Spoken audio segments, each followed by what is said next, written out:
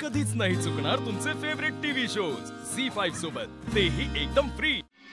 काहीतरी खाऊन घे बरं आधी, मी तुला उपाशी अजिबात राहू देणार नाही। आई पोहे रेडी आहेत वाढू? बहिणी तिचा नुसता आवाज जरी ऐकला ना तरी भूकच नसते माझी, धन निघतं पोटामध्ये।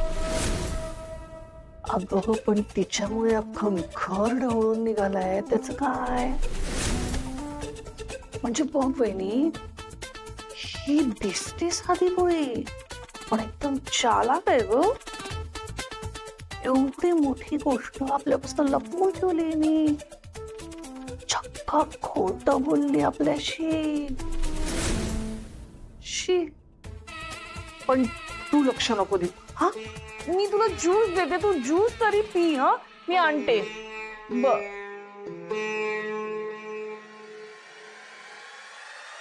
काय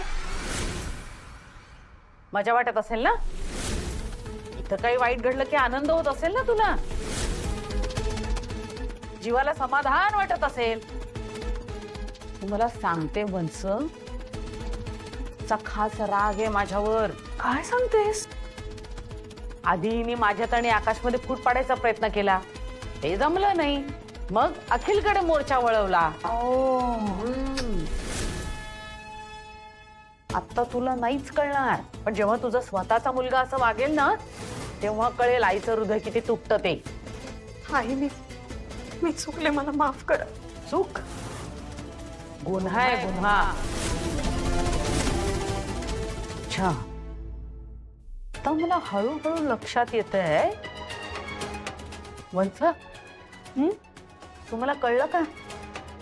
ही आणि विशाखा या दोघींचा हा पद्धतशीर प्लॅन आहे। काय सांगतेस? आधी ही आपल्या घरामध्ये सून म्हणून घुसली, मग हिने आपल्या बरोबर विशाखाच्या मुलीला आणायचा प्लॅन केला। शपथ, नाही आपल्याला वाटत होतं हिचं आणि आकाशचं लग्न म्हणजे दैवी संकेत आहे, तसं काही नव्हतं ते।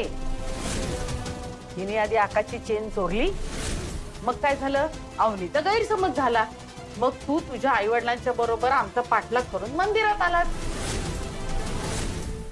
दैवी संकेत वगैरे सगळं झूट होतं, आपल्याला फसवण्यापुरतं। कोणी सांगावं, अखिलला तनयाच्या नादाला लावण्यात सुद्धा हिचाच हात असेल।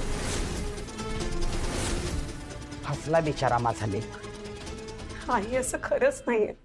अखिल भाऊजी मला माझ्या लहान भावासारखे, त्यांचं भलं व्हावं इतकंच वाटतं मला।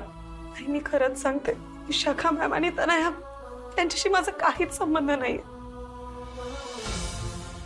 मी चुकले, मी कोणाची फसवणूक नाही केली, माझ्यावर विश्वास ठेवा प्लीज। वाह, छान ऍक्टिंग करतेस ग, मस्त। तर तुझ्या या ऍक्टिंगला आकाश फसला असेल, मी नाही फसायची।